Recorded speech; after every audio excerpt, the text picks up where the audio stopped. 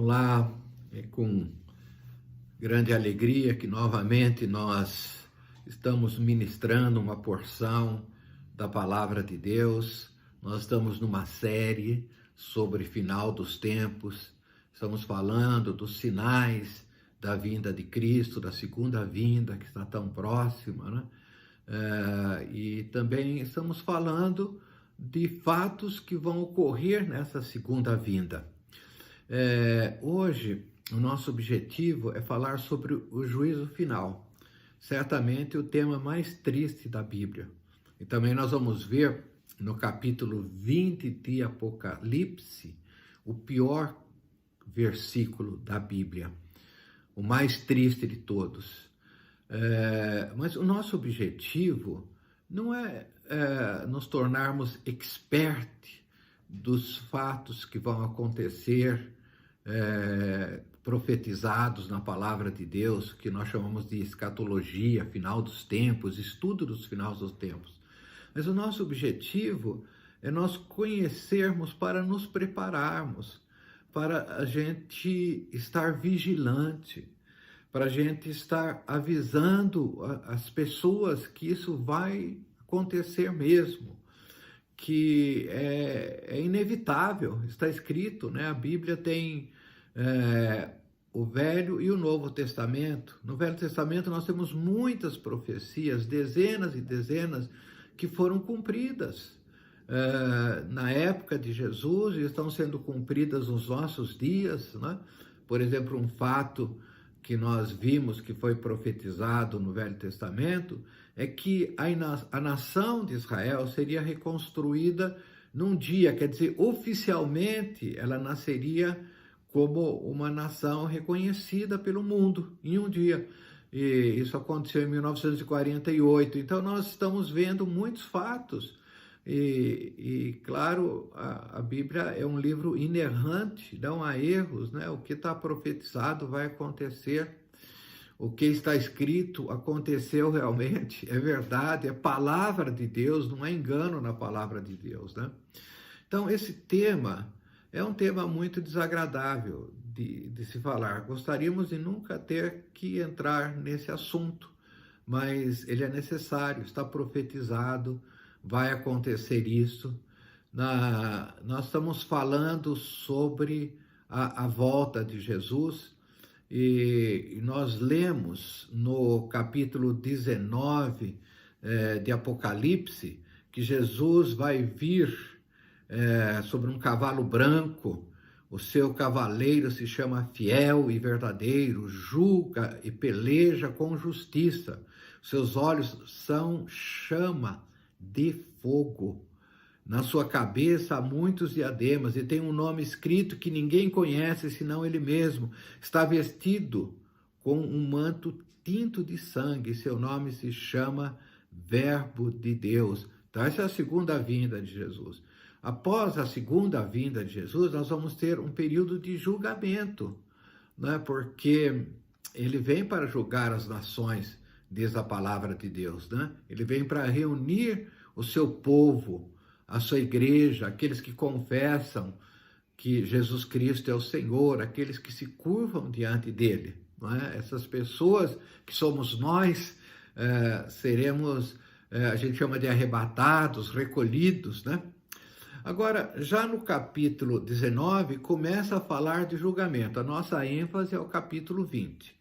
Veja, no verso 19 do capítulo 19, ele diz, e vi a besta, e a besta aqui se refere ao anticristo, que nós estamos falando, né? Da trindade do mal, o diabo, o anticristo e o falso profeta. E então essa é a primeira besta. E no verso 19, e vi a besta e os reis da terra com os seus exércitos congregados para pelejarem contra aquele que estava montado no cavalo e contra o seu exército. Então veja que ousadia do inimigo, né? Querer lutar contra o Criador, contra o Senhor do universo, né? Mas veja o que acontece no verso 20. Mas a besta foi aprisionada e com ela o falso profeta, que com os sinais feitos diante dela, seduziu aqueles que receberam a marca da besta, e eram os adoradores da sua imagem. Os dois foram lançados vivos dentro do lago de fogo que arde com enxofre. Meu Deus, que coisa triste isso. Então nós vemos aqui já a justiça, a vitória, né, do vencedor, de Jesus Cristo, o Senhor. Então ele não só derrota esse exército assim mundial que se prepara para lutar contra ele, né, reis da terra diz, né, coordenado pelo anticristo, ele derrota e lança o anticristo, esse falso profeta, que é a segunda besta, né, que seduzia as pessoas para se curvarem diante do anticristo, ele lança veja que triste, os dois foram lançados vivos dentro do lago de fogo que arde com enxofre. Então aqui, dois já são lançados nesse local terrível, onde passarão a eternidade em angústia e dores, né? Mas no capítulo 20, também vai falar sobre Satanás, também ele vai, evidentemente, estar nesse local. Aliás, esse local foi preparado para ele, segundo Mateus 25, né? Marcharam então pela superfície da terra, estou lendo Apocalipse 20, verso 9. Marcharam então pela superfície da terra e sitiaram o acampamento dos santos e a cidade querida, que é Jerusalém, né? Desceu, porém, fogo do céu e os consumiu. E o diabo, o sedutor deles, foi lançado para dentro do lago de fogo e enxofre, onde já se encontram não só a besta, quer dizer, o anticristo, como também o falso profeta, e serão atormentados de dia e de noite pelos séculos dos séculos. Então aqui a trindade do mal já foram lançadas dentro desse lago de fogo, de enxofre, né? Dentro desse inferno. E aí então começa o juízo de Deus, o juízo final, que nós vamos ler agora. Antes da gente ler o Apocalipse 20, do verso 11 a 15, é importante a gente entender que existe, assim, muitas interpretações de tudo isso que nós vamos falar. Então, nós não estamos dizendo que a nossa interpretação é correta, muito longe disso. O que nós queremos, como nós dissemos, não é sermos um expertos nesse assunto, sermos um estudioso do assunto, fazer as lições de casa, fazer prova, passar. Não, o que nós queremos é que sejamos despertados para uma realidade que virá. E quão triste nós podemos ver, e agora vai falar então da condenação daqueles que seguiram o anticristo, daqueles que não se curvaram diante de Jesus, a condenação eterna, né? Então, é isso que nós precisamos estar atentos, ajudando as pessoas, despertando para essa realidade, né? Então, está escrito aqui, verso 11, vi um grande trono branco e aquele que nele se assenta, cuja presença fugiram a terra e o céu, e não se achou lugar para eles. Veja, então, nesse momento, nós vamos observar o início do juízo final.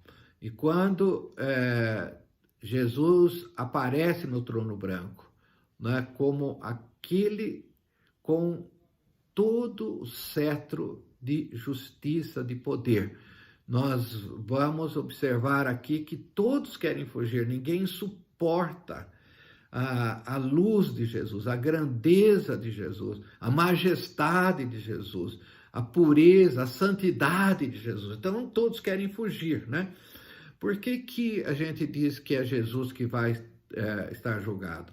Existe uma passagem que eu separei aqui, que o próprio Jesus disse no Evangelho de João, e é bom a gente estar atentos a isso, né? Jesus diz assim, pois assim como o Pai levanta os mortos e lhes dá vida, assim também o Filho dá vida a quem ele quer, e deu-lhe autoridade para julgar, porque é o Filho do homem. Então, Jesus está dizendo que a ele, Jesus, o Filho do homem, foi dada autoridade para julgar. Não vos admireis disso, porque vem a hora que todos os que estão nos sepulcros ouvirão a sua voz, e sairão os que tiverem feito o bem para a ressurreição da vida, e os que tiverem praticado o mal para a ressurreição do juízo. Isso está em João, capítulo 5, verso 21, verso 27 e verso 29. Então, Jesus está dizendo que a ele foi dada autoridade, né? E esse trono branco, um trono branco representa, então, a justiça, a pureza. Né? Então, aqui começa o juízo final. E vi também os mortos e os grandes, os pequenos, postos em pé diante do trono. Então se abrirão livros, ainda outro livro. O livro da vida foi aberto, e os mortos foram julgados segundo as suas obras, conforme o que se achava escrito nos livros. Deu o mar os mortos que nele estavam. A morte e o além entregaram os mortos, e neles havia, e foram julgados, um por um, segundo as suas obras. Então veja que o que Jesus está dizendo, que todos vão ser ressurrectos, né? Então a ideia do mar é a ideia daqueles que se perderam no mar, que foram mortos, quer dizer, impossíveis de serem achados, né? Então a morte, o mar, tudo entrega de volta, e há então a ressurreição dos mortos. Lembra que nós falamos que existe uma primeira ressurreição, né? Que é a ressurreição dos santos. A gente não sabe se isso vai acontecer simultaneamente ou não, né? Mas nós trabalhamos no nosso último estudo, também está dentro do capítulo 20 de Apocalipse, só que no verso 6, bem-aventurado e santo é aquele que tem parte da primeira ressurreição. Sobre esses, a segunda morte não tem autoridade. Pelo contrário, serão sacerdotes de Deus e de Cristo e reinarão com ele os 1000 anos. Então, veja que existe uma ressurreição dos santos, né? E esses não passarão pela segunda morte. A segunda morte é o que nós vamos ver agora no verso seguinte, né? Quer dizer, que morrer eternamente, né? A primeira morte é a morte física que nós temos, né? E a segunda morte é a morte espiritual, é a morte eterna, quer dizer, o inferno, esse lago de enxofre que arde de dia e de noite, né? Então, os que são de Cristo, os que estão no livro da vida, veja que esse texto se refere a livros que vão servir de documentos, de relatórios, para mostrar o que cada um fez, não é? Mas existe também o livro da vida, e o livro da vida são os nomes, os nossos nomes, aqueles que se curvaram diante do Cordeiro, aqueles que confessaram o seu nome, aqueles que creram que ele ressuscitou dos mortos, que ele é o nosso Salvador, que ele foi na cruz para levar os nossos pecados, pagou os nossos pecados, foi punido no nosso lugar, foi castigado no nosso lugar. Então, nós que cremos, temos o nosso nome no livro da vida. Mas existem outros livros, e esses livros vão relatar aqueles que fizeram mal, aquelas obras ruins. Esses livros constam todas essas obras, inclusive os pensamentos de fórum íntimos, todas as coisas vão ser julgadas daqueles que não estão com o seu nome no livro da vida. E então esse é o juízo final, né? Então há uma ressurreição agora, né? Então, repetindo, deu o mar os mortos que neles estavam. A morte e o além entregaram os mortos que neles havia e foram julgados um por um segundo as suas obras, conforme o livro. Não é? Então está lá o livro, então está escrito o que cada um fez. Não é? Então veja que 2 versículos terríveis que nós entramos agora. Então a morte e o inferno foram lançados para dentro do lago de fogo. Esta é a segunda morte, o lago de fogo. Veja, o texto que nós lemos é que quem participa da primeira ressurreição não terão a segunda morte. Aqui está dizendo que a segunda morte é o lago de fogo. Não é? E agora vem o pior de todos os versículos que estão na Bíblia. O mais triste, seria bom que não houvesse esse versículo, que é em Apocalipse 20, 15. Veja, Apocalipse 20 é um capítulo curto, né? Importante da gente lê-lo, embora, como eu disse, pode existir interpretações diferentes, mas o que está escrito, por exemplo, no verso 15, não dá para interpretar diferente. Ninguém pode interpretar diferente. Ele é literal mesmo, está escrito assim: e se alguém não foi achado inscrito no livro da vida, esse foi lançado para dentro do lago de fogo. Veja, não há mais chance. Você imagina pessoas, né? Nós sabemos que nesse local já estão 3, né? O anticristo, o falso profeta e o diabo, né? E os seus anjos, todos os anjos diabólicos, né? Mas aqui está dizendo que nesse local também vão estar aqueles cujos nomes não estão no livro da vida. E veja, no capítulo 21 de Apocalipse, nós temos o novo céu e a nova terra. Aí começa tudo novo. Mas tem um versículo, que é o 8º, que ainda se refere a esse fato dos condenados. Diz assim, verso 8, Apocalipse 21, 8.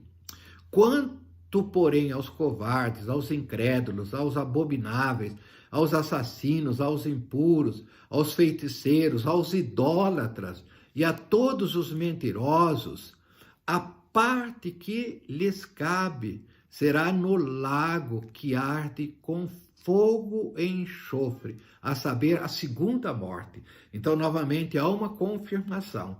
Veja, eu vi uma vez um escritor falar que esse local que nós estamos nos referindo é como se fosse a lata de lixo do universo.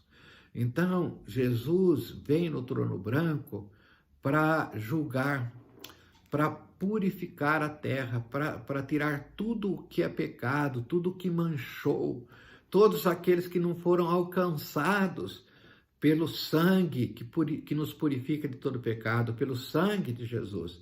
Veja que quando Jesus volta, ele volta com um manto salpicado de sangue. Então, isso significa o sangue que foi derramado por nós para nos purificar de todo o pecado. Então, nesse texto que nós estamos lendo, muito triste, o nosso objetivo é que nós não sejamos, eu repito, podemos até decorar esses versículos, não tem valor nenhum para nós tudo isso, conhecer apenas, né? Mas realmente nós estarmos atentos, queridos, se nós somos de Jesus, se nós nascemos de novo. Existe um estudozinho que mostra que quem nasce 2 vezes morre uma, e quem nasce apenas uma vez morre 2 vezes.